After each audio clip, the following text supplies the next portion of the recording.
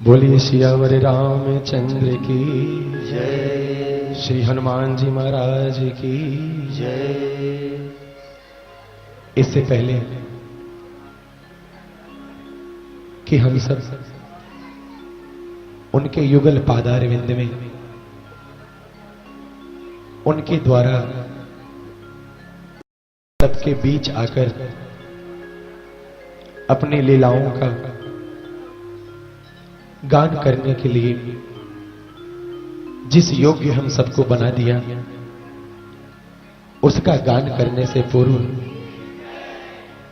और उसमें रमने से पहले हम सब प्रेम से जो हमारे संतों ने, महिषियों ने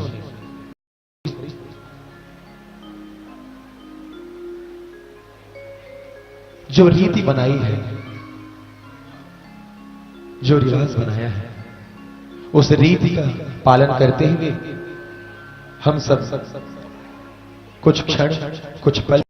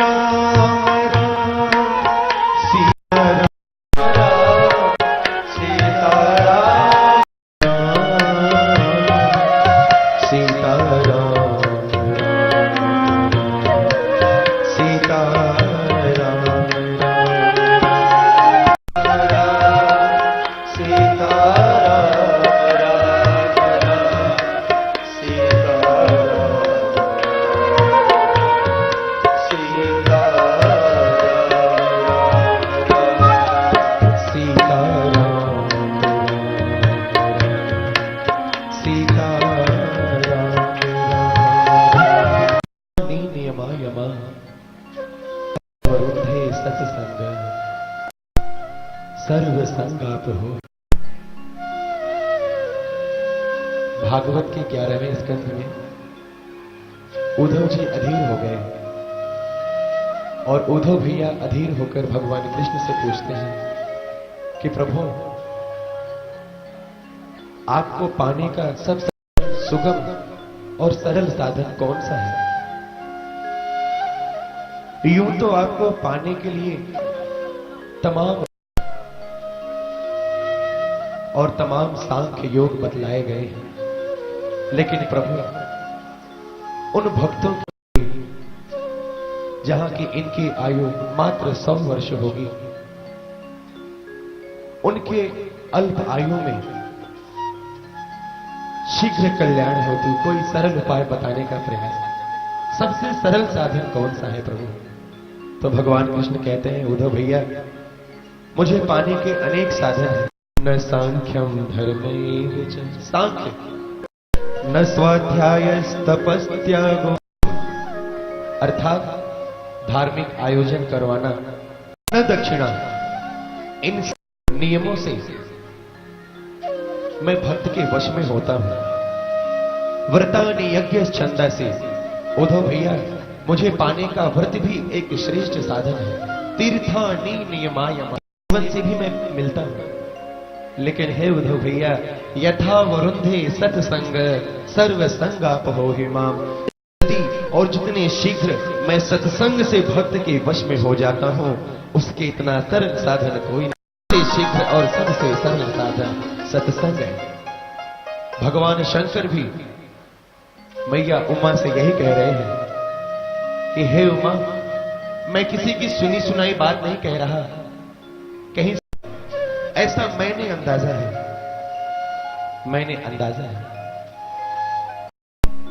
उमा कहो निज संसार में यदि कुछ सत्य है बतलाई है, भक्ति की महिमा बतलाई है। की रक्षा यदि हम करें, ईश्वर का नाम संकीर्तन हम करें, तो वो हमारी रक्षा करेंगे, इसमें कोई संदेह नहीं है। हमारा आपका काम है भगवान का नाम लेने का, गिरते हुए को थाम लेने का। हम अपना कार्य करेंगे तो वो अपने कार्य से चूकेंगे नहीं। हम अपना कार्य करें, भक्ति पर विश्वास करें, निज अनुभव अपना, सत हरि भजन जगत यह सपना। इस संसार में यदि भक्ति में विश्वास हो, सत्संग में विश्वास हो, गुरु में विश्वास हो, अपने भक्ति पर विश्वास हो, भक्ति दृढ़ हो, तो भक्ति हमारी रक्षा करती है। यदि हम धर्म की रक्षा करें तो धर्म हमारा रक्षा करता है।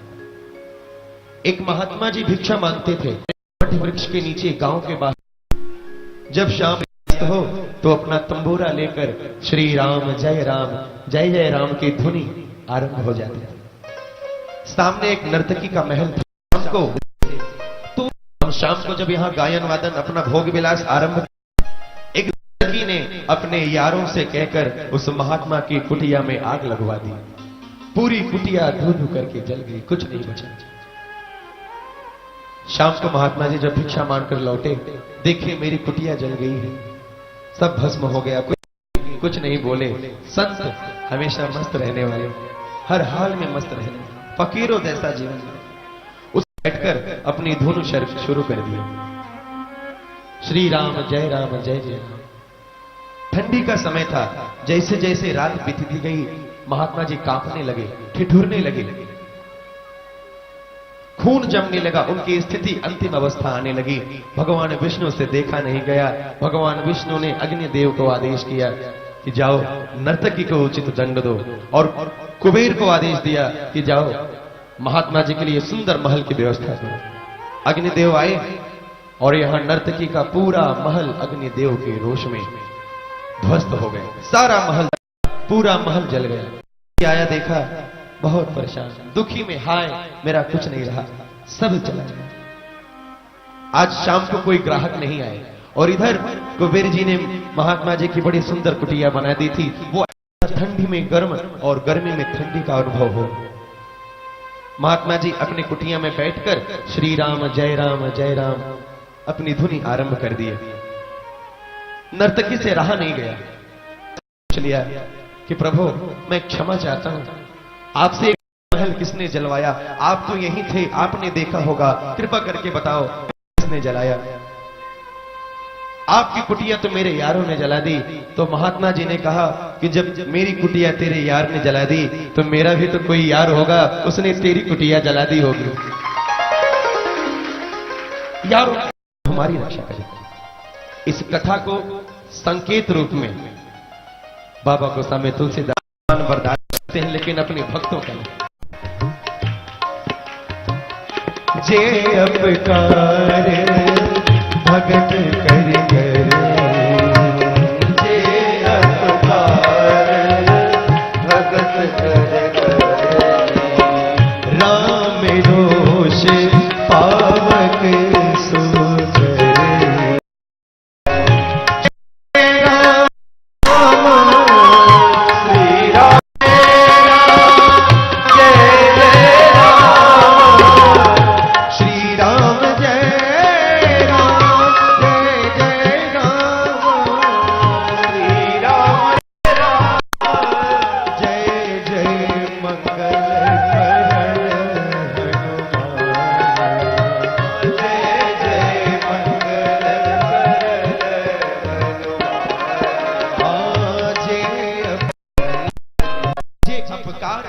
भगत करे करे रोष पावक सुजरई। जो भक्त करे जा, जो से कोई और नहीं, भगवान राम का रोष ही अग्नि में जला। विषयी मानस का हृदय।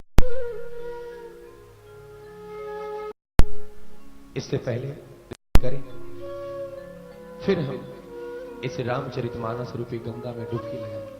मेरे साथ प्रेम से सभी गाएंगे। श्री राम जय जय राम।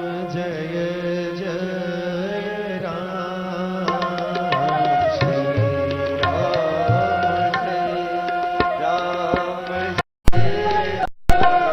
श्री राम जय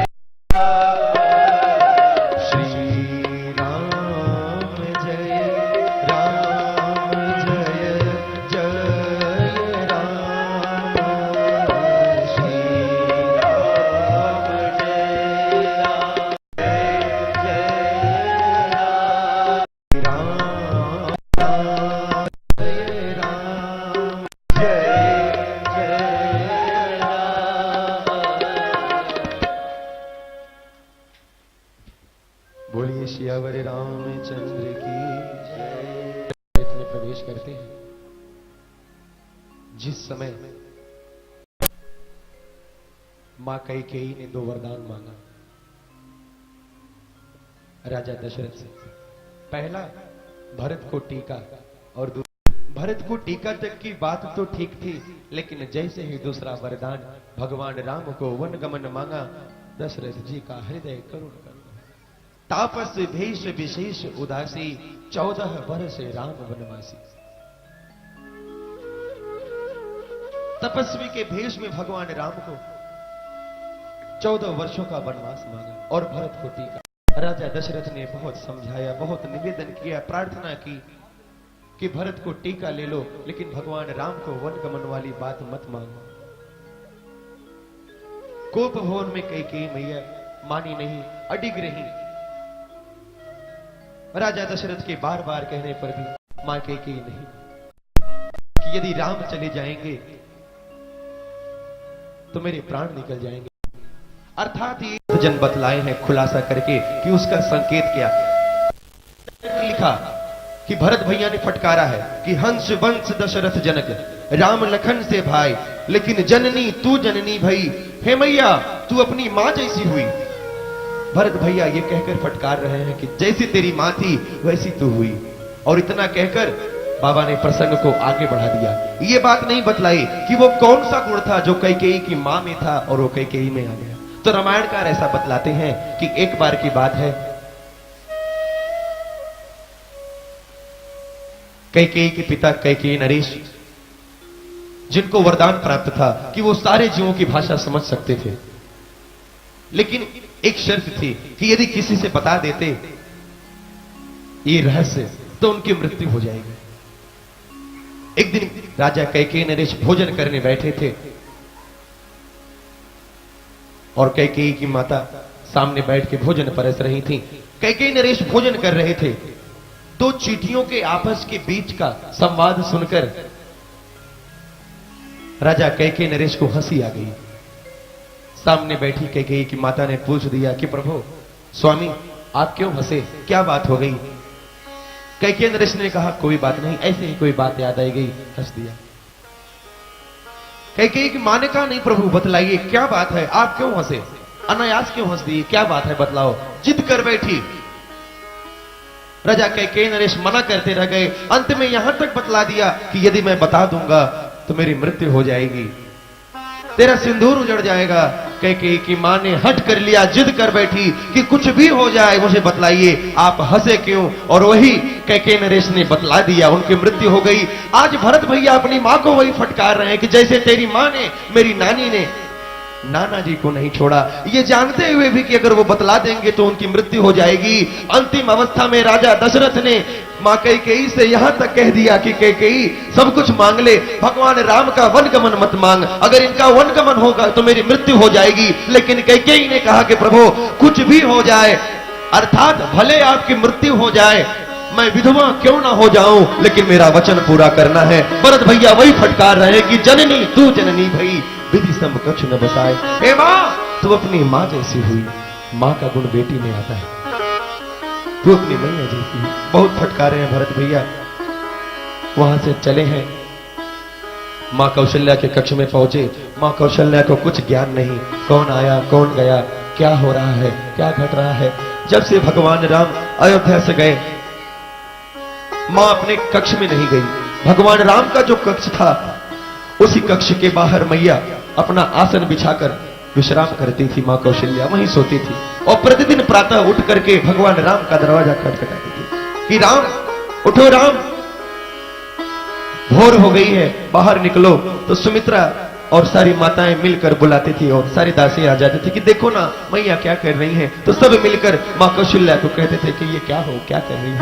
तब उन्हें होश आता था कि ओह मुझसे भूल हो गई। जब से भगवान राम गए, मां कौशल्या अपने कक्ष में नहीं गई, भगवान राम के उस कक्ष के सामने विश्राम करती थी। आज भरत भैया मां कौशल्या के सामने पहुंचे। मां, मां, मैं भरत बोल रहा हूं मैया। मां को कुछ ज्ञान नहीं, कौन आया कौन गया। मां सुमित्रा ने कहा कि भरत आया है। भरत, भरत सुनते ही मां ने भरत को हृदय से लगा लिया। भरत भैया के नेत्र में अश्रु बहने लगे। मां कौशल्या ने कहा मत रो बेटा, इसमें किसी का कोई दोष नहीं, इसमें ना तेरा दोष है ना मेरा। विधि के सामने किसी की नहीं चलती, मत रो बेटा। आश्वासन देकर भरत भैया को सांत्वना दी। और यहां गुरु वशिष्ठ जी ने वेदों और स्मृतियों से राजा दशरथ का जो पंच भौतिक शरीर था, सारी अयोध्या और सारे सामग्रियों के साथ अंतिम संस्कार की सारी सामग्रियां लेकर सरयू मैया के तट पर पहुंचे और तट पर पहुंचकर सारी अयोध्या ने उनका अंतिम संस्कार किया। गुरु वशिष्ठ जी ने वेदों और स्मृतियों से चुन चुनकर खोज कर सारे नियम, सारे तर्पण निकाले। और भरत भैया ने सारे नियम, सारे तर्पणों को एक नहीं, दो नहीं, तीन बार किया, विधिवत किया, ताकि भरत के मन में यह था कि कल को कोई ये न कहे कि भगवान राम के ना रहने पर भरत ने अपने पिता के तर्पण में कोई कमी छोड़ दी, कोई कमी नहीं। सारे अयोध्यावासी शोकाकुल हैं। आज जैसे अयोध्या पर वज्र गिर गया हो, सारी अयोध्या कष्ट में है, शोकाकुल है।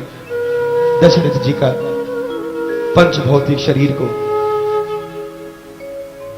अंतिम संस्कार करके सारी अयोध्यावासी तीनों माताएं जब सती होने लगी, तीनों माताएं सती होने लगी, तो भरत भैया ने पकड़ लिया, चरण पकड़ लिए कि मां, पिता का साया तो मेरे पर से उठ ही गया है, अब आप भी न उठाओ। जैसे मैं आया तो मैंने आपसे प्रश्न किया कि मेरे पिता कहां हैं, भैया राम कहां हैं, तो आपके पास कोई उत्तर नहीं था। उसी प्रकार जब 14 वर्ष बाद भगवान राम आएंगे और अगर वो मुझसे पूछेंगे कि मेरी माताएं कहां हैं, तो मां, मैं नहीं चाहता कि मैं निरुत्तर हूं, इसलिए मैया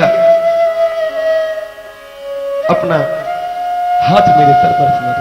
भरत भैया ने अपनी सौगंध दे दी, मां सती नहीं हुई, तीनों माताएं सती नहीं हुई और सारे अयोध्यावासी कष्ट में हैं, शोक में हैं। सब वहां से लौटे, अयोध्या की तरफ, अयोध्या धाम में पहुंचे। किसी को कुछ ज्ञान नहीं, कुछ भान नहीं, जिसे जहां जगह मिली वहीं बैठ गया और बैठ करके शोकाकुल हो गया। पूरी अयोध्या सुनी है, शोक में है। आइए दो पंक्तियां हम भी गा लें। रघुपति राजा राम, पतित पावन रघुपति राजा राम, पतित पावन सीताराम।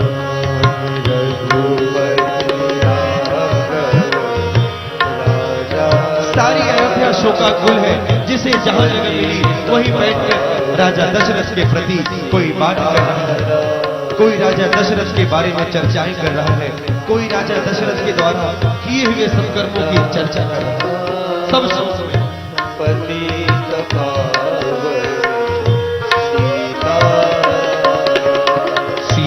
सीताराम सीताराम भज प्यारे तो सीताराम सीताराम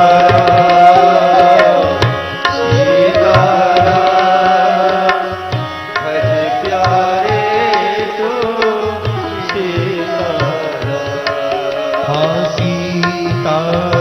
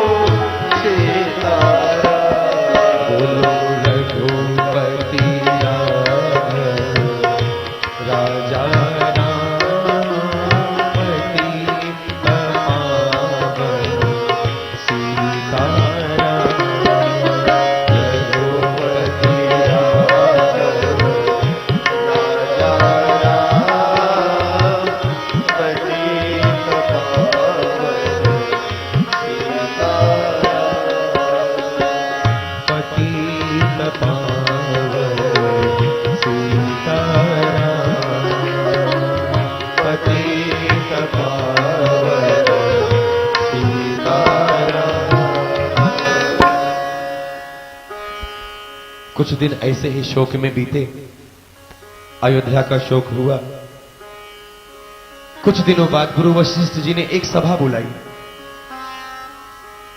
उस सभा में सारे पार्षद, तीनों माताएं, भैया भरत, सारे ऋषि मुनि सब उपस्थित हुए और गुरु वशिष्ठ जी ने राजा दशरथ के पहले वचन को कहा कि एक वचन तो भगवान राम का वनगमन था जो पूरा हो गया, अब दूसरा वचन हमें पूरा करना है, वो है भरत को टीका। और प्रस्ताव रखा कि भरत अब तुम्हें राजगद्दी लेनी है, अपने पिता के वचन को पूरा करना है। भरत खड़े हुए, हाथ जोड़े और हाथ जोड़कर सबको प्रणाम किए। अगर कभी अपनों से, बड़ों से कोई गलती भी हो जाए तो भरत भैया से हमें सीख लेनी चाहिए कि उसे बताएं कैसे। अपनों से बड़े जो बात बतलाएं, उन्हें बताने का संस्कार, उनसे बात करने की मर्यादा क्या होती है, भरत भैया से। भरत भैया उठे, सबको प्रणाम किया और भरत ने कहा कि गुरुदेव, आपकी इच्छा के बिना अयोध्या का पत्ता भी नहीं हिलता। एक ईंट भी रखनी हो अयोध्या में, कुछ नया कार्य करना हो तो आपके आदेश के बिना वो नहीं होता। अवश्य ही हम अयोध्या वासियों से, हम रघुवंशियों हैं, कहीं ना कहीं कोई चूक हो गई होगी, कोई गलती हो गई होगी, तभी आज अयोध्या पर इतना बड़ा संकट आन पड़ा है। अर्थात भरत जी ने वाक चातुर्यता से बातों ही बातों में अयोध्या पर जितना आज अशुभ हुआ है, उन सब का कारण, उन सब का दायित्व उठाकर गुरु वशिष्ठ जी के ऊपर डाल दिया कि ये सब आपकी वजह से हुआ। सीधा कह दिया कि अयोध्या में जो भी कार्य होता था वो सब आपके आदेश से ही होता था। जरूर आपके आदेश में और आपकी बातों में का पालन करने में हमसे कोई चूक हो गई, इसलिए आज हम अयोध्या वासियों पर इतना बड़ा संकट आन पड़ा है। भरत भैया के आगे कोई टिक नहीं पाया और गुरु वशिष्ठ जी ज्यादा बोल नहीं पाए। गुरु वशिष्ठ जी ने मात्र इतना कहकर छोड़ दिया कि सुनहु भरत भावी प्रबल, भावी प्रबल, सुनहु भरत भावी प्रबल, बिलख कहो मुनिनाथ, हानि लाभ जीवन मरण, जस अप जस विधिहान। अरे भरत, छह चीजें संसार में किसी के वश में नहीं होती। क्या? हानि और लाभ। अगर हानि और लाभ बस में होता तो लाभ सब लेते, हानि कोई नहीं लेता। व्यापार में किसी को घाटा नहीं होता, किसी को हानि नहीं होती, सब लाभ ले लेते हैं। ये 6 चीजें किसी के बस में नहीं है, हानि और लाभ। जीवन मरण, जन्मना और मरना, ये किसी के बस में नहीं है, ये विधि हाथ है। अगर ये हमारे आपके बस में हो तो जन्मते सब, मरता कोई नहीं।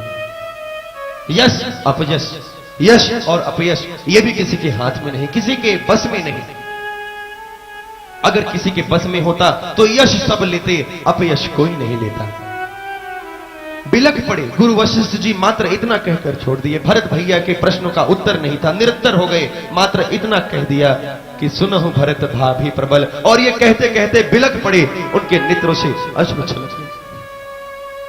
गुरु वशिष्ठ जी ने कहा कि हानि लाभ जीवन मरण, यश अपयश विधि हाथ, इन 6 चीजों पर भरत किसी का बस नहीं चलता। भरत जी के सामने कोई टिक नहीं पाया। भरत जी ने कहा ठीक है, आप लोग मुझे आदेश दे रहे हो कि मैं अपने पिता के वचन का पालन करूं। गुरु वशिष्ठ जी ने कहा बिल्कुल पालन करो। वचन के लिए तुम्हारे भैया भगवान राम वचन का पालन करने के लिए वनवास चले गए। वचन का पालन करने के लिए तुम्हारे पिता राजा दशरथ ने अपने प्राणों को दे दिया, क्योंकि रघुकुल की रीति है। उस रीत को निभाने के लिए भैया राम वनवास चले गए और राजा दशरथ ने अपने प्राण त्याग दिए। अब उसी वचन की परंपरा को पूरा करो, तुम भी राजा दशरथ के वचन का पालन करो, राजगद्दी स्वीकार करो। भरत जी ने हाथ जोड़ा और कहा गुरुदेव, और सारे पार्षदों से हाथ जोड़ा, तीनों माताओं से, कि आज मुझे राजगद्दी सौंपने वालों, आज मुझे वचन सिखाने वालों, मैं पूछता हूं आपसे कि उस समय आप सबका विवेक कहां था, उस समय ये नियम कहां था। पहले मुझे ये बताओ कि मेरे पिता ने वचन क्या मांगा था। 2 वचन, पहला भरत को टीका, दूसरा भगवान राम को वनगमन। भरत जी ने कहा पहला वचन भरत को टीका था और दूसरा भगवान राम को वनगमन। मैं पूछता हूं आप सबसे, मुझे वो वचन सिखाने वालों, मैं आप सबसे पूछता हूं कि यदि जब मेरे पिता ने पहला वरदान भरत को टीका और दूसरा वरदान भगवान राम को वनगमन मांगा था, तो मैं पूछता हूं कि भरत को राज तिलक किए बिना, मुझे राजगद्दी दिए बिना भगवान राम को वनवास किसने भेज दिया। अरे एक बार इस भरत को राजगद्दी देखते तो ये भरत देखता कि उसके भैया को वनवास कौन भेज सकता था। एक बार भरत को राजगद्दी सौंप कर तो देखते, ये भरत मिट जाता, भगवान राम के चरणों में अपने प्राणों को दे देता। लेकिन भरत के आगे किसी की चल नहीं पाती। भरे भरत छोटा है लेकिन भगवान राम को वनवास नहीं जाने देता। मैं हैरान हूं कि लक्ष्मण भैया चुप कैसे रहे, जो इतने क्रोधी हैं। हाय, भरत के मन में तमाम प्रकार की बातें आ रही हैं कि मेरे भैया लक्ष्मण जो कि इतने क्रोधी हैं, वो शांत कैसे रह गए। ओहो, मैं समझ गया, लक्ष्मण भैया की आदत है भगवान राम के आगे कुछ ना बोलने की, इसलिए वो शांत रह गए। मन ही मन में अपने आप को कोसने लगी कि काश लक्ष्मण भैया उस दिन आप अपना क्रोध दिखा दिए होते तो आज ये शोक का माहौल अयोध्या में ना होता। मन ही मन में अपने आप को कोसने लगे, तमाम प्रकार की बातें मन में आने लगी भरत भैया के मन में। कष्ट से पूरा गला रुक गया, पूरी सभा निरुत्तर हो गई। किसी के पास भैया भरत के प्रश्न का उत्तर नहीं था। तब सबने प्रेम से भरत की तरफ देखा और हाथ जोड़ा कि हम सब निरुत्तर हैं भरत, अब तुम ही बताओ हम क्या करें।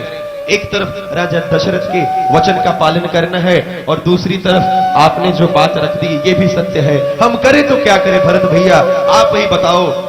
तब भरत भैया ने हाथ जोड़ के कहा कि अगर मुझसे पूछ रहे हो कि क्या किया जाए, तो मेरा तो एक ही कहना है कि भैया राम को गए हुए अभी ज्यादा दूर नहीं होंगे, चलो मेरे साथ, मेरा विश्वास है मैं भैया को ले आऊंगा वापस, और ये राजगद्दी जो इसके योग्य है, जो इसे सुशोभित कर सकता है, उन्हीं को सौंप दूंगा। भरत भैया का ये प्रस्ताव रखते ही सारी अयोध्या में हर्ष का माहौल छा उठा, सब प्रसन्न हो गए, सबने इसका अनुमोदन किया कि भरत भैया सही कह रहे हैं, सबने समर्थन किया, प्रस्ताव पारित हो गया। सारे अयोध्या में हर्ष की लहर दौड़ उठी और तैयारियां होने लगी। भरत भैया ने कहा कि राज्याभिषेक की सारी सामग्री ले लो और भगवान राम को गए अभी ज्यादा दिन नहीं हुए, वो ज्यादा दूर नहीं गए होंगे, चलो मेरा विश्वास है मैं उन्हें मना लाऊंगा, मैं उन्हें वापस ले लाऊंगा और ये गद्दी उन्हीं को सौंपूंगा जो इसके योग्य है।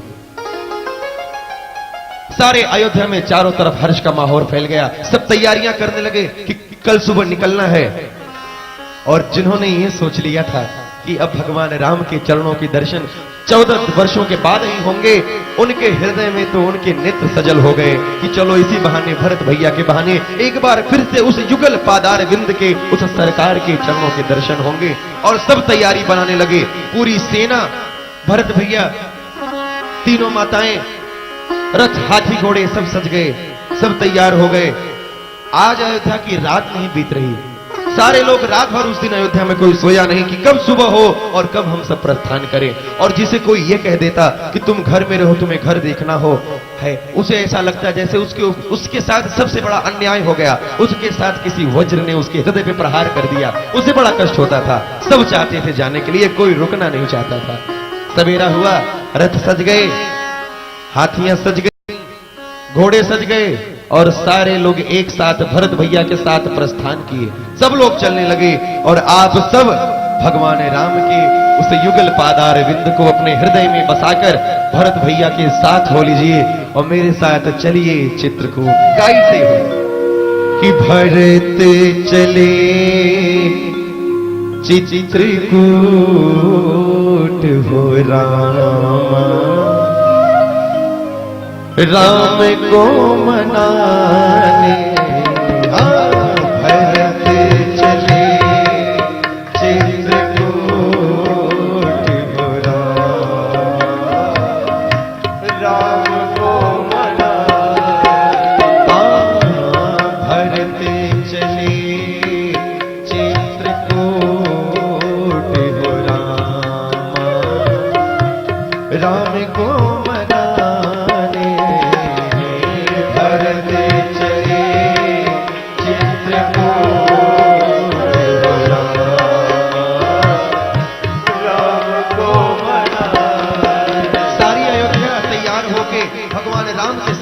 भगवान राम के पीछे पीछे जहां जहां पद चिन्ह पायन पड़े, हर्षित होकर भरत भैया के साथ सब चल दिए।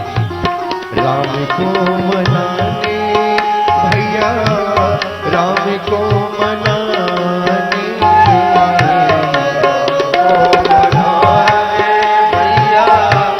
राम को मनाने, राम को मनाने सिया, राम को मनाने, राम को मनाने सिया, राम को मनाने। देखो भरत चले चित्रकूट हो रामा,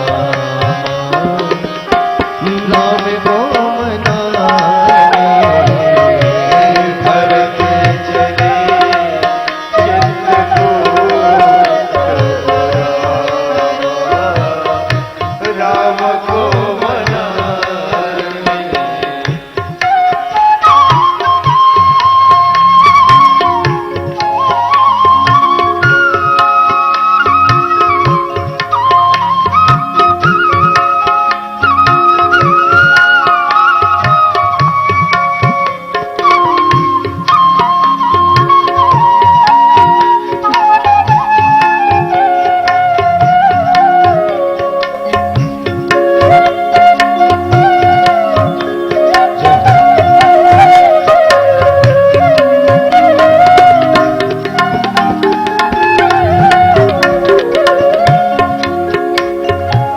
भरत भैया कुछ दूर चले तो रथ से उतर गए कि मेरे भैया पैदल गए हैं तो मैं रथ से कैसे चलूं। भरत भैया रथ से उतरकर पैदल चलने लगे। एक बात बतला दूं, भरत भैया की अयोध्या से चित्रकूट की जो यात्रा है, संतों ने इसे आध्यात्मिक दृष्टि से एक साधक की यात्रा बतलाई है, जीवात्मा से परमात्मा के मिलन की यात्रा बतलाई है। अयोध्या से चित्रकूट की भरत की जो यात्रा है उसमें 5 बाधाएं आई। भगवान राम से मिलने में भरत भैया के सामने 5 बाधाएं आई और एक जीव को अपने परमात्मा से मिलने में, एक साधक को साधन के माध्यम से अपने साध्य से मिलने में, साध्य तक पहुंचने में 5 बाधाएं आती हैं। कौन कौन सी हम आगे सुनेंगे। पहली बाधा भरत के मार्ग में आ गई। भरत भैया रथ से उतर गए। क्यों? क्योंकि मेरे भैया पैदल गए हैं, मैं भी पैदल चलूंगा। कुछ दूर चले तो भरत भैया को देखकर सारे लोग रथ से उतरने लगे कि भरत भैया पैदल चल रहे हैं तो हम रथ पर कैसे बैठे। सारे लोग अपने हाथी घोड़ों से उतरने लगे। कुछ लोग तो इसलिए उतरने लगे कि हमारे भावी राजकुमार जो हमारे देश के हमारे राज्य के राजा बनने वाले हैं वो पैदल चल रहे हैं तो उनके साथ उनके सामने रथ पे कैसे बैठे हैं। और कुछ लोग इसलिए चलने लगे देखा देखी कि भैया भरत के अंदर अगर भगवान राम के प्रति भक्ति है, वो नंगे पैर चल रहे हैं तो हम भी वैसे ही चलेंगे। सारे लोग उतरने लगे। माँ कौशल्या ने देखा, माँ कौशल्या ने आके भरत को टोका कि भरत जीव के जीवन में पहली बाधा क्या? नियम संयम में बाधा, नियम में रुकावट। जो नियम हम बनाते हैं, जो संयम हम बनाते हैं उसमें बाधा आ जाती है। हमने नियम बनाया प्रतिदिन उठकर गुरु के द्वारा दिए हुए उपदेश को 1 माला करेंगे, 2 माला करेंगे। नियम बनाया कि रोज माता पिता के चरणों को वंदन करके, गुरु चरणों को वंदन करके आधा पौना घंटा ध्यान करेंगे। नियम बनाया, लेकिन पहली बाधा नियम में बाधा आ जाती है, नियम में रुकावट आ जाती है। भरत भैया ने नियम बनाया क्या कि मैं पैदल चलूंगा, लेकिन नियम में बाधा आ गई। मां कौशल्या ने आके टोक दिया कि भरत तुम रथ पर बैठ जाओ, तुम्हें देखकर सब उतर रहे हैं। क्यों? तुम संत हो, तुम्हें साधन की जरूरत नहीं, लेकिन ये संत नहीं है, इन्हें साधन की जरूरत है। इसलिए भरत भैया तुम रथ में बैठ जाओ। मां कौशल्या का आदेश मानकर भरत भैया रथ में तो बैठ गए, लेकिन मन ही मन में सोचने लगे कि हाय मैंने कौन सी भूल कर दी, मैंने कौन सी ऐसी गलती कर दी जिसके कारण मेरी साधना में बाधा आ गई, मेरी भक्ति में बाधा आ गई। भरत भैया ने अपनी चूक पकड़ ली। भरत भैया ने अपनी चूक पकड़ ली कि मेरी गलती ये कि मैं इस तरह से चला कि लोग मुझे देख सके। नियम में बाधा कब आती है? जब हम ध्यान, व्रत, पूजन, संकीर्तन करते समय ऐसे करते हैं कि लोग हमें देखें। दूसरों के दिखावा के लिए जब हम करते हैं तो कौशल्या मैया अर्थात किसी ना किसी प्रकार से कोई ना कोई बाधा आ जाती है। नियम में रुकावट, पहली बाधा नियम में रुकावट।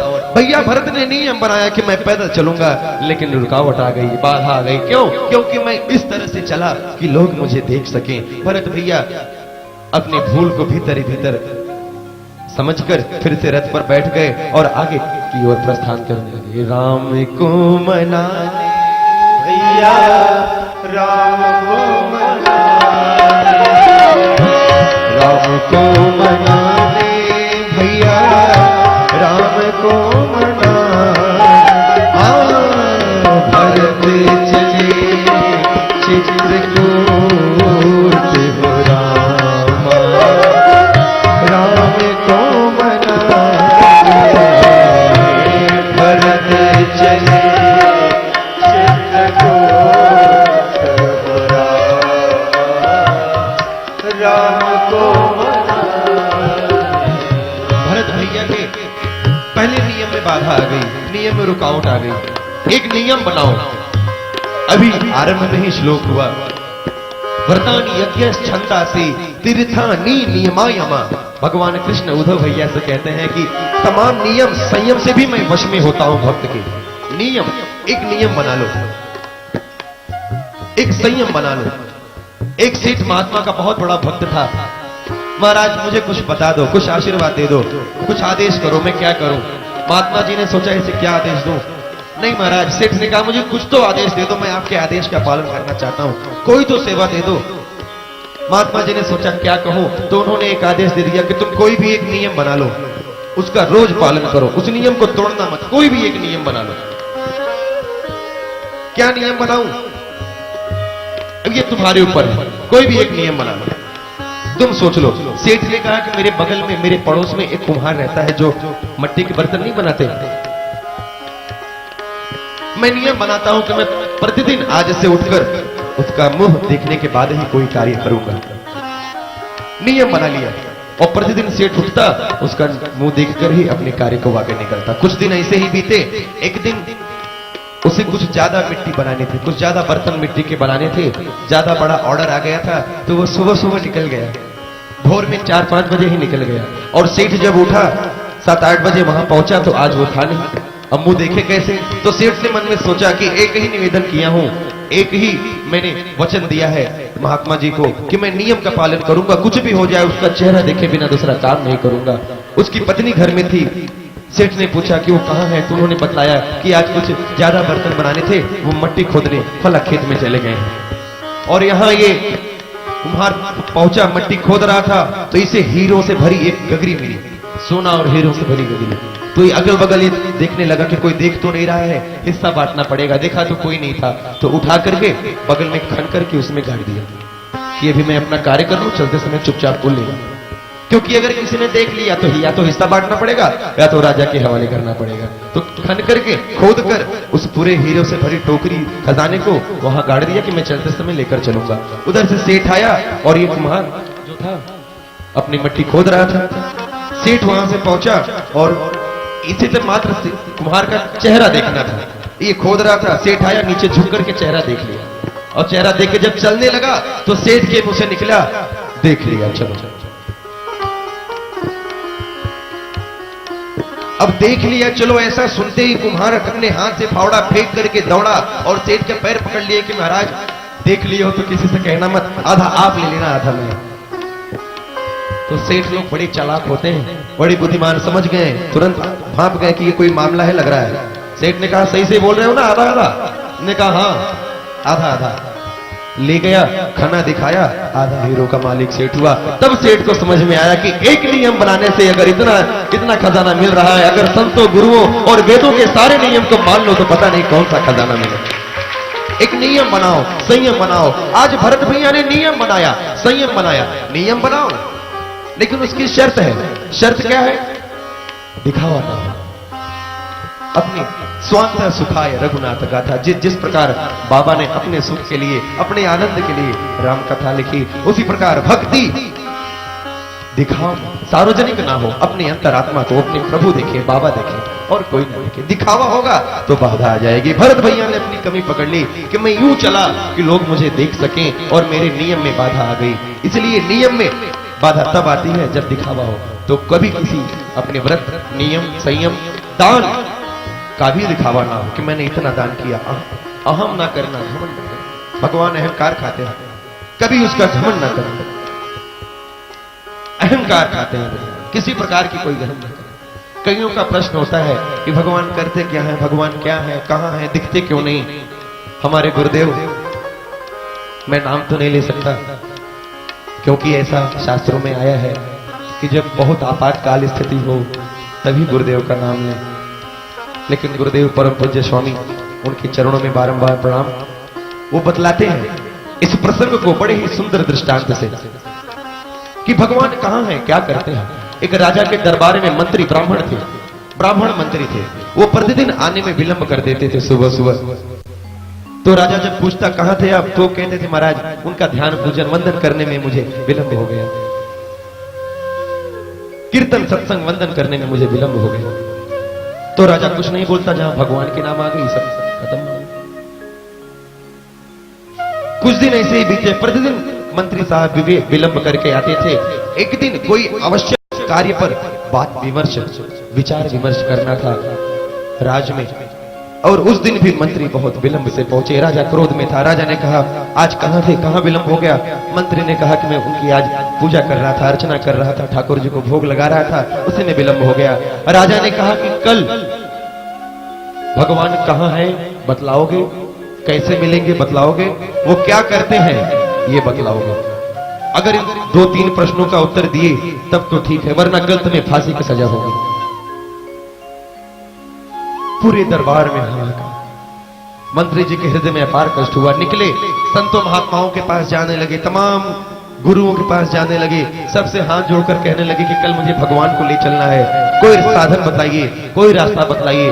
सब यही कहते थे कि भगवान तो सर्वत्र हैं, सर्वत्र रमन्ते राम, वो तो सर्वत्र हैं, लेकिन अब उन्हें लाके खड़ा करना है तो बड़ा मुश्किल है। लाऊं कैसे? छुपे दिल का भाव हृदय में दिखाऊं कैसे? वो तो सर्वत्र हैं, अब लाके मैं प्रस्तुत कैसे करूं? उनको वो चक्षु चाहिए, वो ज्ञान चक्षु चाहिए जो देख सके। मैं जाना हरि सर्वत्र हैं, प्रेम से प्रकट होते हैं। हृदय में यदि सच्ची श्रद्धा हो, प्रेम हो, तो प्रकट हो जाते हैं। भवानी शंकरो वंदे श्रद्धा विश्वास रूपिणो। प्रेम की आंख और वो ज्ञान चक्षु हो सदगुरुदेव द्वारा बतलाए हुए, तो वो सर्वत्र है, तुरंत दिखने लगते हैं। मंत्री साहब तमाम लोगों के पास गए, कहीं से कोई जवाब नहीं मिला। निराश होकर लौट रहे थे तो एक किसान हल जोत रहा था खेत बैलों से लेकर। उसकी अर्धांगिनी आई भोजन लेकर के, दूर से आवाज लगाई, आज भोजन का समय हो गया है। किसान ने कहा बस ये अंतिम हरवाई रह गई है, वहां रख के तुम चली जाओ, मैं आके प्रसाद पालूंगा। और वो वहीं वट वृक्ष के नीचे वो प्रसाद भोजन रख करके चली गई। इतने में जो मंत्री महोदय थे वहां से लौट ही रहे थे, थोड़ा छाया देखे तो वट वृक्ष के नीचे बैठ गए और किसान अपना जोत करके वहां आकर बैठा। और जैसे ही किसान खोलकर मुंह में निवाला डालने चला तो सामने मंत्री जी पर नजर पड़ी। तो किसान ने निवाला नीचे रख दिया और मंत्री जी से हाथ जोड़ा, निवेदन किया कि प्रभु मैं सत्संग में जाता हूं, मैं कथा में जाता हूं, मैंने सुना है कि भोजन करते समय यदि कोई सामने हो तो उसे पूछकर, ये धर्म है, उसे खिलाकर ही खाना चाहिए। तो प्रभु आप थोड़ा सा प्रसाद पालो।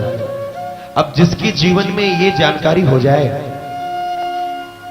कि परसों मेरी मृत्यु होने वाली है, उसे भला भोजन भूख लगेगी?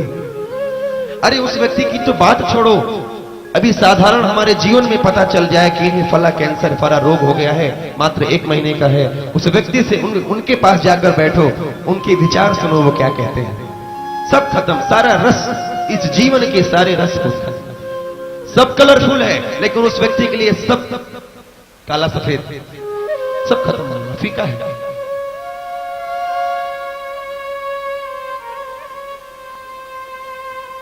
मंत्री जी ने कहा कि नहीं, तुम प्रसाद पालो, मेरी इच्छा नहीं। किसान ने निवेदन किया कि प्रभु मेरी धर्म की रक्षा करो। मैंने एक सत्संग में सुना है कि अगर कोई सामने हो तो उसे भोजन करा के ही प्रसाद पाना चाहिए, तो आप कृपा करके मेरे धर्म की रक्षा करो, आप भोजन कर लो। मंत्री महोदय ने बार बार मना किया कि नहीं प्रभु मैं बहुत कष्ट में हूं, तुम नहीं समझोगे मेरे ऊपर क्या कष्ट है। किसान ने कहा आपके ऊपर जो भी कष्ट है आप मेरे धर्म की रक्षा करो, आपकी रक्षा करने के लिए अगर मेरे प्राण भी लग जाए तो अपने प्राणों की भी आहुति दे दूंगा, लेकिन मैं आपकी रक्षा करूंगा, आप मेरा एक निवाला खा लो। मंत्री मन में सोचे कि ये मेरा क्या रक्षा करेगा, इसका प्रेम देखकर 1-2 निवाला खा ही लूं। और मंत्री महोदय ने उसके प्रेम को स्वीकार किया, प्रसाद पाया, दोनों लोगों ने प्रेम पूर्वक प्रसाद जब खत्म हुआ तब किसान ने पूछा कि महाराज अब बतलाओ क्या कष्ट है। तब मंत्री महोदय ने बतलाया कि ऐसे ऐसे में विलंब होता था, तो राजा ने कल कह दिया कि मुझे भगवान को लाकर दिखाना है, वो कहां है और क्या करते हैं ये बतलाना है, नहीं बतलाया तो मुझे फांसी की सजा होगी। किसान ने कहा महाराज आप चिंता मत करो, आपने मेरे धर्म की रक्षा की है, मैंने कहा था, मैंने आपको वचन दिया था कि मेरे प्राण ही क्यों ना चले जाएं, मैं आपकी रक्षा करूंगा। कल आपकी जगह पर, आपके स्थान पर कल राजा को मैं उत्तर दूंगा, और अगर मैं उत्तर नहीं दे पाया तो आपके स्थान पर मुझे फांसी होगी महाराज, कल मैं उत्तर दूंगा। सवेरा हुआ, पूरा दरबार खचाखच भरा था। क्यों? सारे लोग उपस्थित थे। जिज्ञासा थी कि देखें ब्राह्मण मंत्री भगवान राम को, भगवान को कैसे लाके खड़ा करते हैं। अगर भगवान आएंगे तो दर्शन होंगे, और भगवान नहीं आए, अगर मंत्री उत्तर नहीं दे पाया तो एक राजा वो भी अपने ब्राह्मण मंत्री को फांसी कैसे देगा, ये हम देखेंगे। सारा दरबार खचाखच भरा पड़ा था। मंत्री किसान को लेकर पहुंचा, राजा ने आदेश दिया बतलाओ क्या बात है। किसान आगे बढ़ के प्रणाम किया और किसान ने कहा महाराज मंत्री महोदय की जगह पर उत्तर मैं दूंगा, और अगर मैं उत्तर नहीं दे पाया, राजा इतना बोला ही था कि राजा के मुंह से निकला कि अगर उत्तर नहीं दे पाए तो मंत्री के स्थान पर फांसी तुम्हें होगी। किसान मन ही मन खुश हो गया, ये यही तो चाहता था कि मंत्री महोदय ने मेरे धर्म की रक्षा की है, मेरा प्रेम नहीं ठुकराया, मेरा प्रेम स्वीकार किया है, इनकी रक्षा हो जाए, भले मेरे प्राण क्यों न चले जाए। किसान ने कहा ठीक है। राजा ने पूछा बतलाओ भगवान कहां है। किसान ने कहा 1 लीटर कच्चा दूध मंगाओ तब मैं बताऊं भगवान कहां है। 1 लीटर कच्चा दूध मंगाया गया। किसान ने राजा से पूछा कि बतलाओ इस 1 लीटर कच्चे दूध में घी है। राजा ने कहा है। किसान ने कहा दिखाओ कहां है।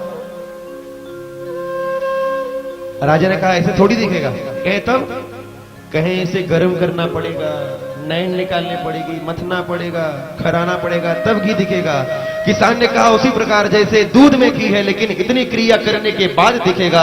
भगवान ही सर्वत्र है, मैं देख रहा हूं। अगर तुमको भी देखना है तो गुरु के उपदेश का पालन करो और गुरु की शरण में जाओ, उनके द्वारा उपदेश का पालन करो, तुम्हें भी दिखेंगे। जैसे आपने तालियां बजाई, सारा दरबार तालियों के गड़गड़ाहट से सबने किसान के उस उत्तर का समर्थन किया कि बिल्कुल सच कह रहा है। राजा भी प्रसन्न हुआ कि बिल्कुल सच कह रहा है। राजा ने दूसरा प्रश्न पूछा कि भगवान खाते क्या हैं? इसने कहा भगवान अहंकार खाते हैं, अपने भक्तों का अहंकार खाते हैं। कभी भी धन का, विद्या का, बल का, शौर्य का अहम ना करना, घमंड ना करना उनको पसंद नहीं।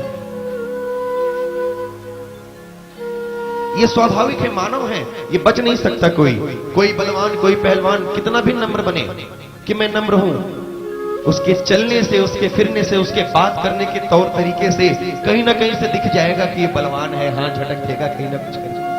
और कोई धनवान कितना भी नम्र क्यों ना बने, बहुत बड़ा धनवान है, बहुत पैसा है, कोई कितना भी नम्र क्यों ना बने, लेकिन बोली भाषा में कहीं ना कहीं निकल ही आएगा कुछ ना कुछ, अरे उसको तो मैं खरीद लूंगा, कुछ ना कुछ निकल ही आएगा, रोक नहीं सकता। क्यों? ये मानव का स्वभाव है, उसकी गलती नहीं। तो इसी अहम को बचाना है, किसी का अहम ना करना। राजा ने पूछा भगवान खाते क्या है? किसान ने कहा अहम, भक्तों का अहम खाते। तीसरा प्रश्न, भगवान करते क्या है? तब किसान ने कहा कि क्षमा कीजिएगा राजन, एक प्रश्न मैं पूछना चाहता हूं आपसे कि आप ये प्रश्न मुझसे गुरु बनकर पूछ रहे हैं कि शिष्य?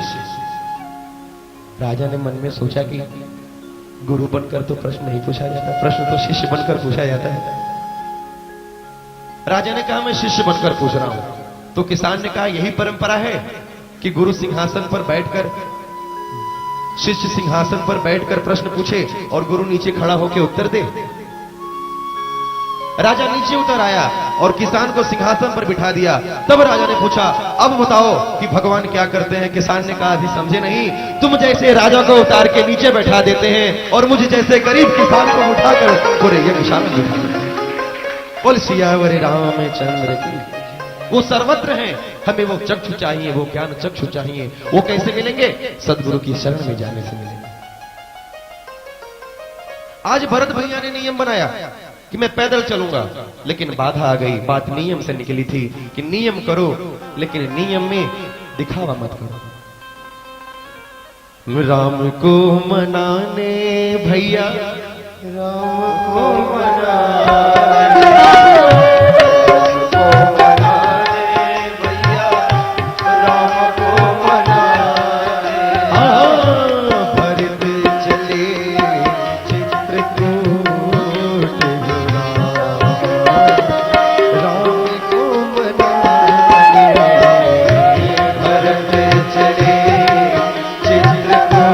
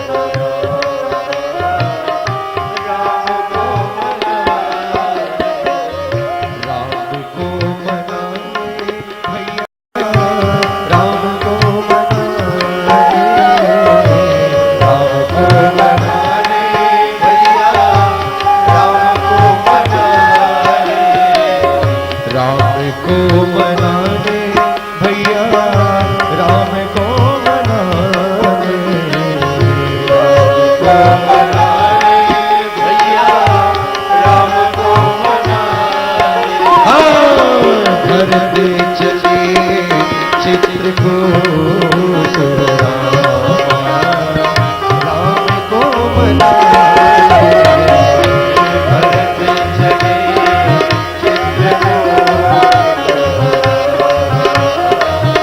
राम को मनाए भरत चले चित्रकूट राम को मनाए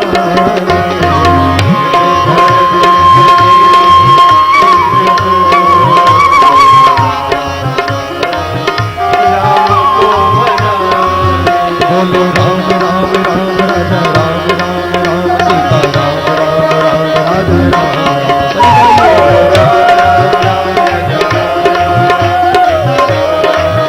राजा राम बोलो राम राम राम राजा राम राम राम सीता राम राम राम राजा राम बोलो राम राम राम राजा जय हो सीता राम राम राम सीता राम राम राम सीता राम राम राम सीता राम राम राम सीता राम राम सीता राम राम राम सीता राम राम सीता राम राम राम सीता राम बोलो राम राम राम राजा राम राम राम सीता राम राम राम बोलो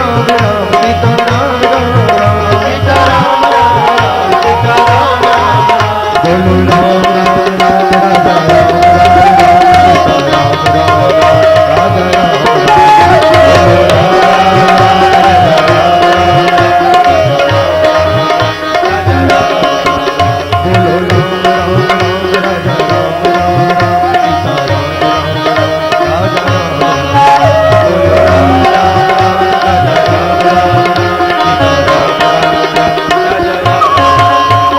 राम बोलो राम राम राजा राम राम सीता राम राजा सीता राम राम राम राधे श्याम श्याम श्याम सीता राम राम सीता राम राम राम राधे श्याम श्याम श्याम सीता राम राम राम राधे श्याम श्याम श्याम सीता राम राम राम राधा राम राम राम सीता राम राम राम राधा राम राम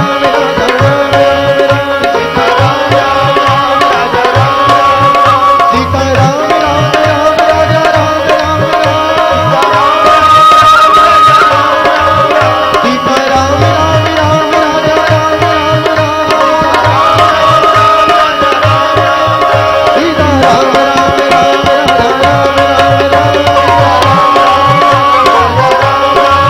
सीता राम राम राम राजा राम सीता राम राम राम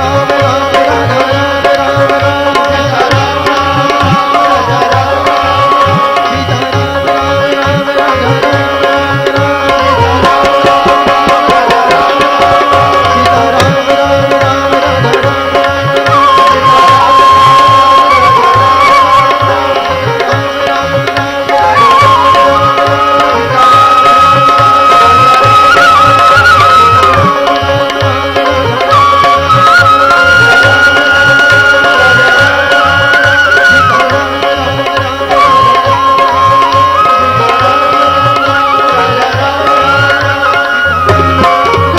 राजा बोलिए सियावर रामचंद्र की जय श्री पवन सुत हनुमान की जय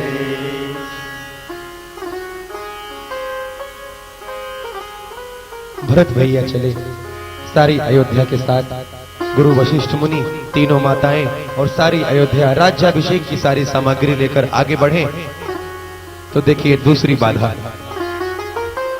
गुप्तचरों ने जाके बतलाया गंगा किनारे निषाद राज को, सूचना दी। चूंकि भगवान राम वनवास को उसी रास्ते से गए थे, उसी मार्ग से गए थे, तो गुह निषाद राज सबको पता था कि ऐसे ऐसी घटना अयोध्या में घटी है और भगवान राम इसलिए गए हैं। आज भरत भैया जब सारी सेना और सबको लेकर आ रहे हैं तो गुप्तचरों ने देखकर जाकर के बतलाया निषाद राज। और आपातकाल स्थिति में निषाद राज ने सभा बुलाई, गुरुजनों को बुलवाया और तुरंत आदेश लिया। निषाद राज ने आंक लिया, ये हुआ कि भरत भैया सेना लेकर क्यों आ रहे हैं। एक ने कहा कि वो भगवान राम से मिलने जा रहे होंगे, जो भी बात होगी। दूसरे ने कहा नहीं, अगर मिलने जा रहे होते तो अकेले जाते, ये सेना लेकर जाने का क्या कारण था? कहीं ऐसा तो नहीं कि भरत भैया के मन में राज्य का लोभ हो गया? कहीं ऐसा तो नहीं भगवान राम से युद्ध करना चाहते हो? निषाद राज खड़े हो गए कि मैं संकल्प लेता हूं, अगर कदाचित भरत भैया के मन में ऐसा है तो भगवान राम तक पहुंचने से पहले उसे निषाद राज के शव के ऊपर से गुजरना पड़ेगा। खड़े हो गए और जैसे ही खड़े होकर निर्णय लेने चले, एक भील ने छींक कर दी। बुलवाया गया विशेषज्ञों को कि छींक का क्या अर्थ है, तो गुरुदेव ने बतलाया छींक का अर्थ ये है कि जल्दबाजी में कोई भी निर्णय ना लो, पहले परख लो बात क्या है, तब हमला करो, तब बात को निर्णय लो। आखिर इस छींक का अर्थ क्या? ये युवक परखा कैसे जाए? तो हमारे वेदों में बतलाया गया कि जैसा खाए अन्न वैसा होए मन। गुरुओं ने बतलाया निषाद राज के कि उन्हें 3 प्रकार के व्यंजन भोजन प्रस्तुत करो, भिजवाओ, उनकी अगवानी करने के लिए चलो और उनके उस पसंद से एक में कंदमूल फल रख दो, एक में मांस मछली रख दो और एक में तामसिक, राजसिक भोजन, तामसिक भोजन और सात्विक भोजन, 3 प्रकार के भोजन अलग अलग व्यंजन रख करके भरत भैया को परोसो। वो जो पसंद करेंगे उनकी पसंद से उनकी मंशा की जानकारी हो जाएगी कि उनके मन में है क्या। निषाद राज अपने सारी लोगों को लेकर भरत भैया की अगवानी करने निकले और यहां भरत भैया को जैसे ही पता चला कि ये वही निषाद राज है जहां भगवान राम रुके थे, निषाद राज को अपना मित्र कहे थे, भरत भैया गुरु वशिष्ठ जी ने देख लिया, लेकिन गुरु वशिष्ठ जी अपने रथ पर से नहीं उतरे निषाद राज से मिलने के लिए। क्यों? गुरु वशिष्ठ जी के मन में कहीं ना कहीं अभी वो अभिमान था, जात पात का भेद था। लेकिन भरत भैया को विषयी साधक सिद्ध 3 पात्र बतलाए गए हैं रामचरितमानस के। भरत भैया को सिद्ध कहा गया तो ऐसे ही सिद्ध नहीं कहा गया, भरत भैया के अंदर वो योग्यता थी, वो पात्रता थी, जिसके कारण भरत भैया को सिद्ध कहा गया। आज गुरु वशिष्ठ जी निषाद राज को देखकर रथ पर से नहीं उतरे कि इसे मैं कैसे छू, ये तो भील है, जाति पात का भेद है। लेकिन भरत भैया निर्गुणी जाति पात से ऊपर उठे हुए, इतना जानते ही, इतना समझते हुए कि ये मेरे प्रभु राम के मित्र हैं, प्रभु राम को इन्होंने आश्रय दिया था, भरत भैया रथ पर से कूद कर दौड़ के निषाद राज को हृदय से लगा लेते, उनसे रहा नहीं।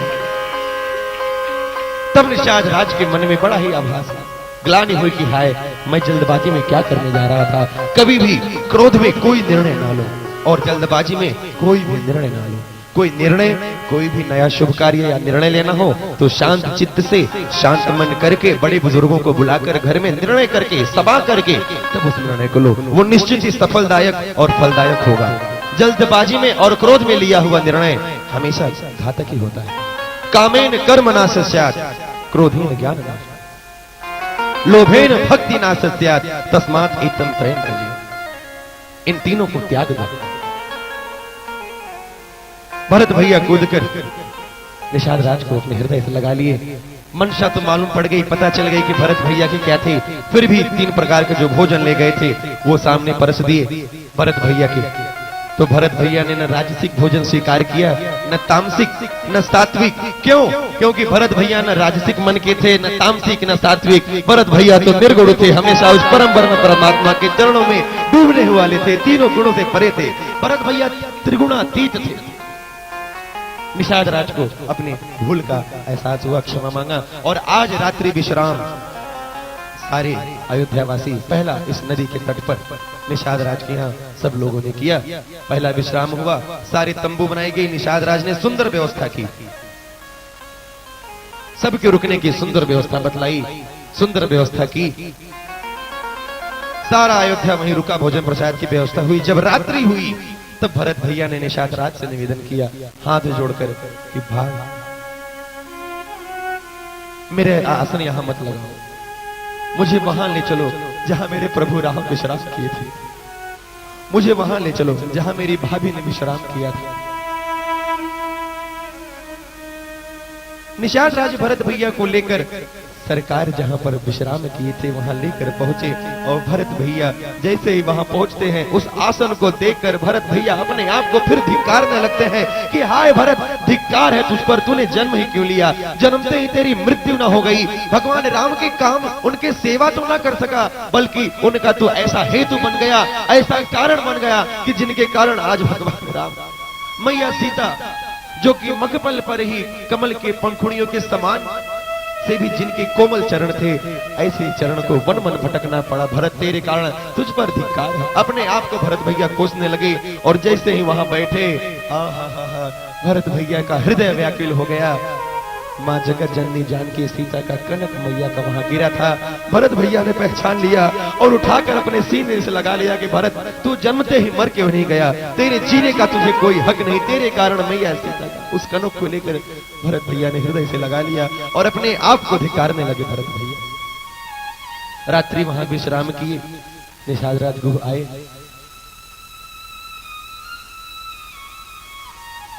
सवेरा हुआ, सारे लोगों ने उस पार ले गए, गंगा के उस पार उतरे और गंगा उस पार जाकर सारी अयोध्या उतरी। अब भरत भैया मन में विचार कर रहे हैं कि सिर भर जाऊं उचित असमोरा। भरत भैया गंगा पार करके अपने मन में विचार कर रहे हैं कि अरे भरत, अब यहां से तो भगवान राम भी पैदल गए थे, यहां से शब्द उपयोग किया भरत जी ने कि गंगा पार से तो भगवान राम भी पैदल गए थे, तो अब मैं रथ पे नहीं बैठ सकता। क्यों? तो क्या इसके पहले भगवान राम रथ पे नहीं आए थे, पैदल नहीं चले थे? नहीं। कथा में आपने सुना कि जिस समय भगवान राम, भैया लक्ष्मण और मैया सीता वनगमन करने लगे तो राजा दशरथ ने सुमंत मंत्री को भेजा कि शाम को समझाकर वापस अयोध्या लेते आना। तो जैसे ही रात्रि को यही निषाद राज के यहाँ भगवान राम विश्राम किए थे और रात्रि को जब सुमंत कहने लगे कि प्रभु अब आप चलिए, पिताजी का आदेश था, महाराज का आदेश था कि मैं आपको ले चलूं, उनके वचन का पालन करो, तो भगवान राम ने कहा जाना उचित नहीं समझा और उन्होंने निवेदन किया कि अब मैं भोर में चलूंगा, सुबह चलूंगा, सुमंत अभी रात्रि में विश्राम कर लो। और रात्रि में सुमंत सोए हैं। सुमंत के उठने से पहले ही भोर में ही भगवान राम, मैया सीता, भैया लक्ष्मण गंगा पार करके चले गए हैं। अर्थात गंगा के इस पार भगवान राम रथ से आए, लेकिन गंगा पार करके रथ भी छूट गया, पैदल गए। वही भरत भैया गंगा पार करके मन में सोच रहे हैं कि भरत, अब यहां से तो मेरे प्रभु राम भी पैदल गए थे, तो तू रथ पे कैसे बैठ सकता है। भरत ने निश्चय किया कि इस बार मैं अकेले पैदल चलूंगा और कोई दिखे ना, चुपके से उतर के, और इतनी बड़ी भीड़ में मुझे देखता कौन है। भरत भैया उतर के उस पार खड़े होकर के मन ही मन में विचार करने लगे। बड़ी हृदय कर देने वाली चौपाई है, मेरे साथ सभी गाने। सिर भर जाऊं उचित असमोरा, सिर भर जाऊं उचित असमोरा, सिर भर जाऊं उचित असमोरा, सिर भर जाऊं उचित असमोरा, सिर भर जाऊं उचित असमोरा, सिर भर जाऊं उचित असमोरा, सिर भर जाऊं उचित असमोरा, सिर भर जाऊं उचित असमोरा। सब तेज सेवक धर्म कठोरा, सब तेज सेवक धर्म कठोरा, सब तेज सेवक धर्म कठोरा, सब तेज सेवक धर्म कठोरा, सिर भर जाऊं उचित असमोरा, सब ते सेवक धर्म कठोरा। सबसे बड़ा कठोर धर्म सेवक का होता है, इससे ज्यादा नहीं। और जैसा कि आप सभी जानते हैं कि प्रतिदिन आज और कल ये हनुमान चालीसा, 1.25 लाख हनुमान चालीसा मंगल पाठ श्री नरसिंह बांध बालाजी धाम की तरफ से आयोजित किया गया है, जो पिछले 10 दिनों से चल रहा है। और आज रामकथा और भरत चरित्र का आयोजन किया गया। परम पूज्य ब्रह्मलीन गुरुवर श्री गोपी राम जी जोशी चौधरी वास श्री पंचमुखी बालाजी धाम चोखरीवाद, हिसार और पूज्य श्री पवन भाई जी, जिनका आशीर्वाद हम सब के ऊपर आज भी बना हुआ है। चौधरीवास बालाजी धाम हम तो गए हैं, बड़ा आनंद आता है। वहां पहुंचने के बाद लगता है जैसे ये दुनिया ही अलग है। इतना सुंदर चारों तरफ नजारा, बाबा की मूर्ति, वो पंचमुखी धाम के दर्शन, बहुत आनंद आता है। हम तो गए हैं वहां 2-3 बार, आप भी कभी जाना, हो सकता है कई लोग इसमें से गए भी हो, लेकिन एक बार अवश्य वहां जाना। बड़ा ही सुंदर धाम है। उनके आशीर्वाद और कृपा से, उनकी पुण्य स्मृति में ये कार्यक्रम हर वर्ष हम सब आयोजित करते हैं। और एक बार द्वारिका, अभी उज्जैन में कार्यक्रम हुआ, इस बार यहां हो रहा है। और बहुत जल्द आज नरसिंह बांध बालाजी धाम के ट्रस्ट के हमारे सर्वे सर्वाह और हम सबको एकत्रित करने वाले, मैंने आरंभ में चर्चा किया था, ईश्वर को पाने के कई साधन हैं। यम, नियम, सांख्य, निष्ठापूर्त। निष्ठापूर्त अर्थात लोगों को, अपने शिष्यों को एकत्रित करके धर्म का आयोजन करवाना, बावड़ी खुदवाना, कुएं खुदवाना, मंदिर बनवाना, सत्कर्म करवाना, भोज भंडारा करवाना, ये निष्ठापूर्त में आता है। ऐसे हमारे श्री संतोष भाई जी, जो आप सबको एकत्रित कर अपने भाव में एकत्रित करके धर्म के मार्ग पर आगे चलने के लिए प्रशस्त करते हैं। तो इन सब की प्रेरणा और इन सब के मार्गदर्शन से ये सुंदर कार्यक्रम आयोजित हो सका। तो आज भरत भैया गंगा पार खड़े होकर विचार कर रहे हैं कि सिर भर जाऊं उचित रस मोरा, सब ते सेवक धर्म कठोरा। तो आइए, भरत भैया गंगा पार करके विचार करते हैं और मन ही मन में अंतस्थ हो गए, ध्यानस्थ हो गए। और उनको गंगा जी की लहरों को देखकर अपनी मैया सरयू की याद आ गई। और भरत भैया गाने लगे कि सीता राम जी की प्यारी राजधानी लागे। वो अपने मन में याद करने लगे कि बड़ी सुंदर मेरी पावन नगरी गंगा उस पार खड़ी होकर के, कि सीता राम जी की प्यारी राजधानी लागे, राजधानी लागे, मोहे को सरयू जी को पानी लागे। सीता राम जी की प्यारी राजधानी लागे, राजधानी लागे,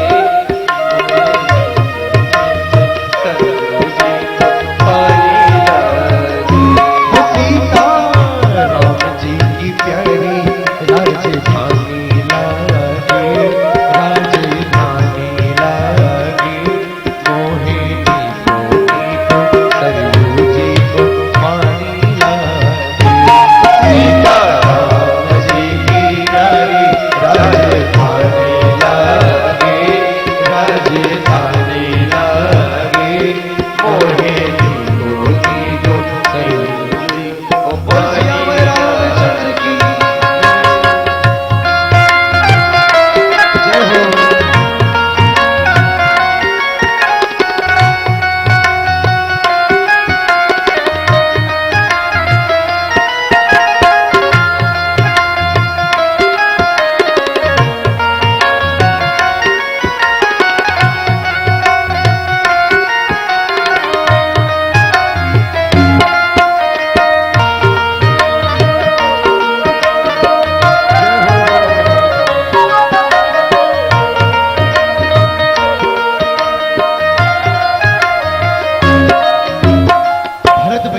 अपने मन में अपने बचपन की सारी बातें याद करते हैं। सब याद आ रहा है, उन्हें कष्ट हृदय में हो रहा है।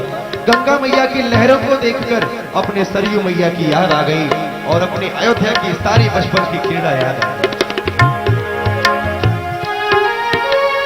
धन्य कौशल्या धन्य सुमित्रा, धन्य कौशल्या धन्य कैकेयी, धन्य सुमित्रा मैया।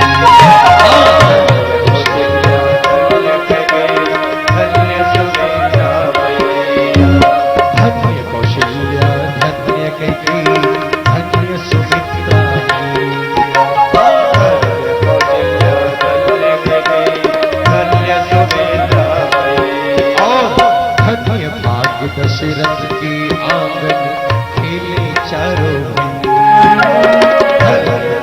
दशरथ के आंगन खेले चारों भैया। मीठी मीठी अपनी बोली, भगवान राम की बोली बचपन में राजा दशरथ को अपने चारों बच्चों की बोली कैसी लगती थी? मीठी मीठी तोतली रसीली प्रभु की पानी लागे, हाँ हाँ पानी लागे। मोहे नीतो नीतो सरयू सीतो सीता राम जी की रानी राजधानी लागे, राजधानी लागे। मोहे सरयू सीतो पानी लागे, ओ मोहे नीतो नीतो सरयू सीतो पानी लागे। मोहे नीतो नीतो सरयू सीतो पानी लागे। मोहे नीतो नीतो सरयू सीतो पानी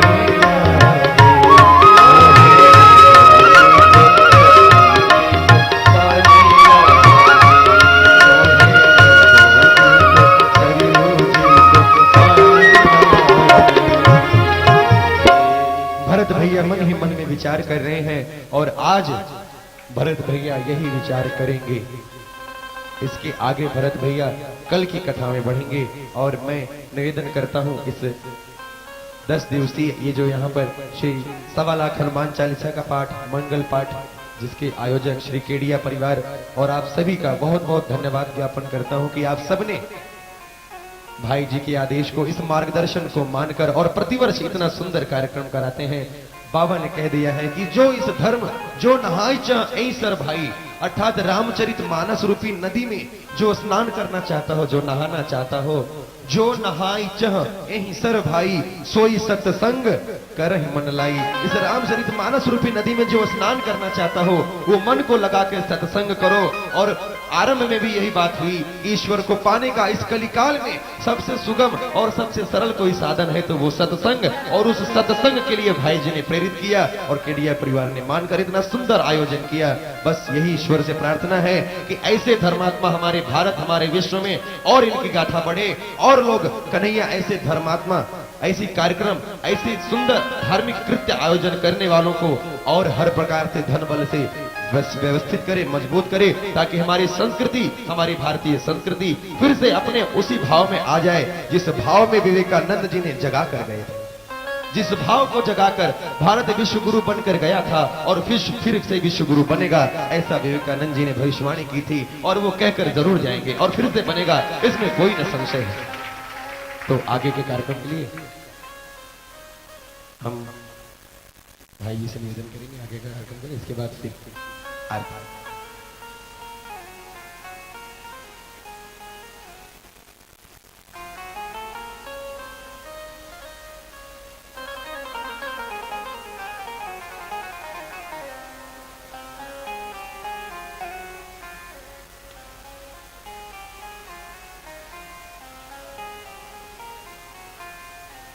बड़ा सुंदर कृत्य है, रामचरित मानस का हृदय बतलाया गया है भरत चरित, जिसे श्रवण करने के लिए हम आप सब यहां पधारे हैं। ऐसी सुंदर बातें और ऐसी रामचरित मानस जिसके एक एक चौपाई, एक एक शब्द यदि व्यक्ति कोई मनन करे, चिंतन करे तो उसका जीवन व्यतीत हो जाए, उसी में आनंद मग्न हो जाए, अपने ध्यान अवस्था में हो जाए, उस कृत्य को पाकर, उस आरंभ को पाकर अपने हृदय में व्यवस्थित करके अपने परमात्मा का दर्शन कर ले। भरत भैया की जो अयोध्या से चित्रकूट की यात्रा है उसे पाने के लिए बहुत ही सुंदर आयोजन हुआ।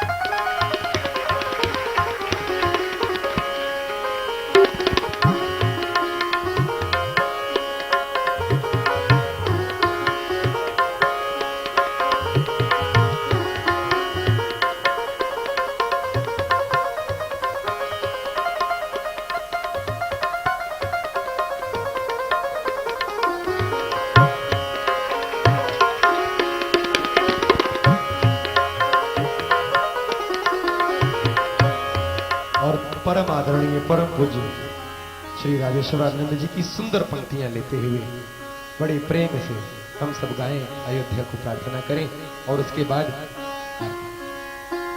यदि कुछ न कर पाना अपने जीवन में और अंत में मृत्यु के समय मन सही हो जाए कि हाय मैंने कुछ किया नहीं, मुझे कुछ करना चाहिए, बहुत कम समय बचा हो, तो बहुत ही सुगम रास्ता बतलाया गया है।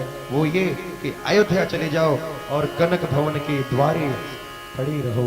उस द्वारे पड़े रहोगे तो क्या होगा?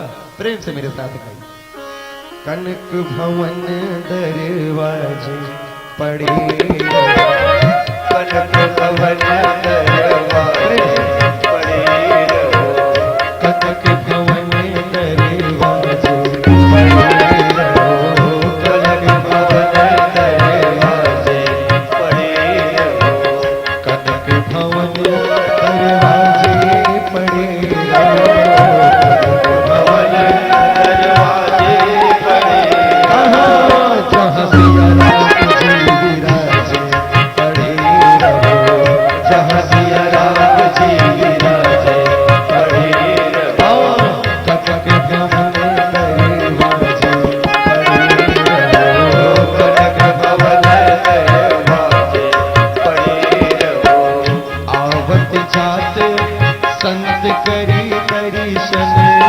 आवत जात संत करे दर्शन, उस अयोध्या में कनक भवन के सरकार के दरवाजे पड़े रहोगे तो कई पुण्य होंगे।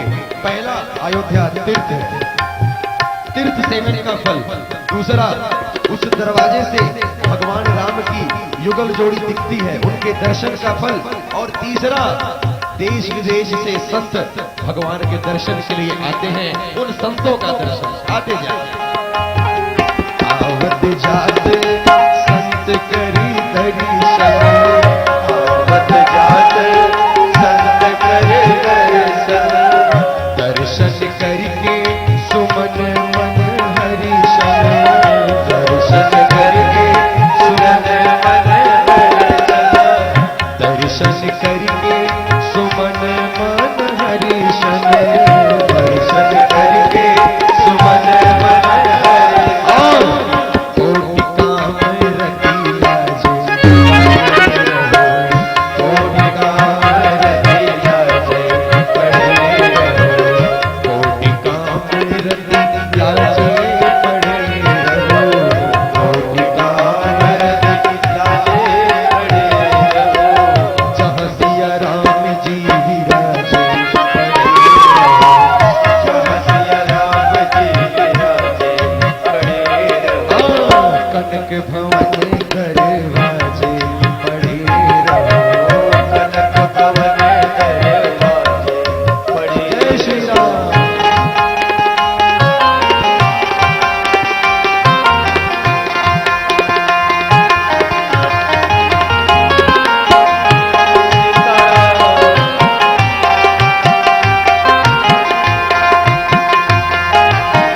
बोल अवध बिहारी की।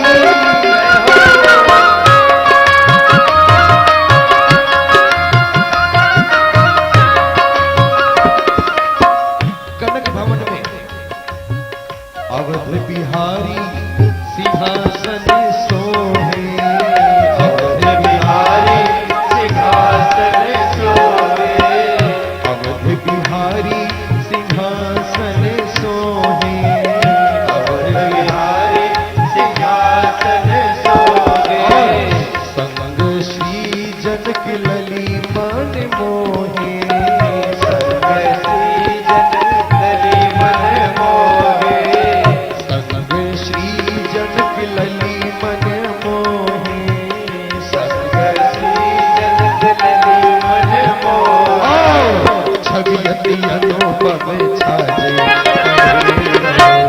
छवि अनुपम छाजे पड़े रहो, छवि अति अनुपम छाजे पड़े रहो,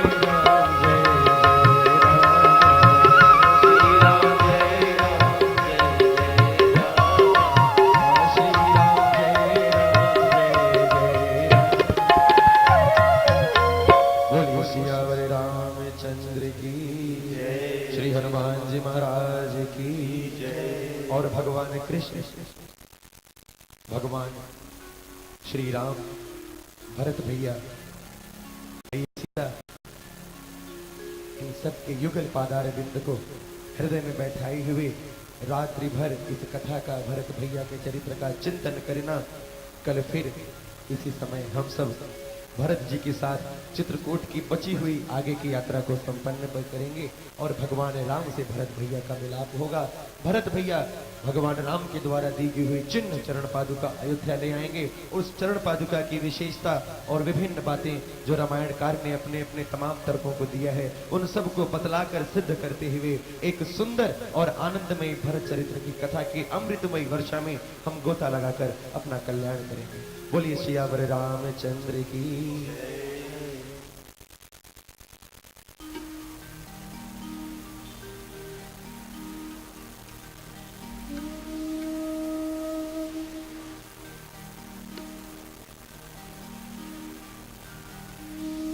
हे राजा राम तेरी आरती उतारो, हे राजा राम तेरी आरती उतारो, हे राजा राम तेरी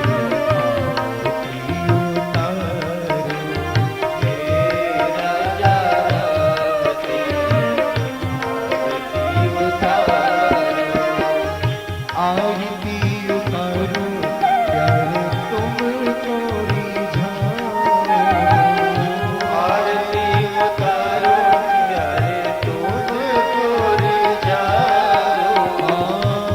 आरती उतारो प्यारे तुमको रिझाओ, आरती उतारो प्यारे तुमको रिझाओ।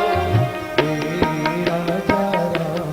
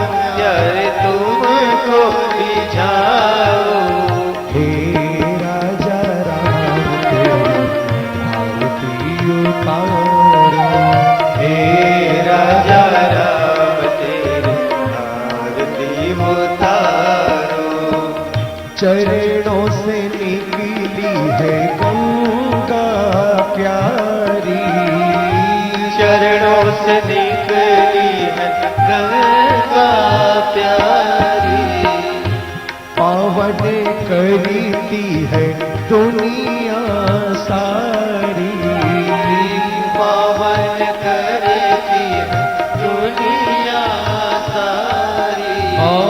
चरणों से निकली है गंगा प्यारी, चरणों से निकली है गंगा प्यारी, पावन करती है दुनिया सारी, पावन करती है दुनिया सारी। उन चरणों को सदा पखारूं, चरणों को सदा पखारूं। हे राजा राम तेरी आरती उतारो, हे राजा राम तेरी आरती उतारो, आरती उतारो प्यारे तुमको रिझाओ, आरती उतारो प्यारे तुझको रिझाओ, आरती उतारो प्यारे तुमको रिझाओ, आरती उतारो प्यारे तुझको रिझाओ। हे राजा राम तेरी आरती उतारो, हे राजा राम तेरी आरती उतारो, आरती हनुमत के मन भावे, आरती हनुमत के मन भावे, आरती हनुमत के मन भावे, आरती हनुमत के मन भावे, राम कथा नित शिव जी गावे, राम कथा नित शिव जी गावे, राम कथा नित शिव जी गावे, राम कथा नित शिव जी गावे। मैं पुनि पुनि निज जन्म समारो, मैं पुनि पुनि निज जन्म सवारो, हे राजा राम तेरी आरती उतारो, हे राजा राम तेरी आरती उतारो, आरती उतारो प्यारे तुमको रिझाओ, आरती उतारो प्यारे तुमको रिझाओ, आरती उतारो प्यारे तुमको रिझाओ, आरती उतारो प्यारे तुमको रिझाओ। हे राजा राम तेरी आरती उतारो, हे राजा राम तेरी आरती उतारो, हरे राम राम राम हरे हरे, हरे कृष्ण कृष्ण कृष्ण हरे हरे, हरे राम राम राम हरे हरे, हरे कृष्ण कृष्ण कृष्ण हरे हरे, हरे राम राम राम हरे हरे, हरे कृष्ण कृष्ण कृष्ण हरे हरे, हरे राम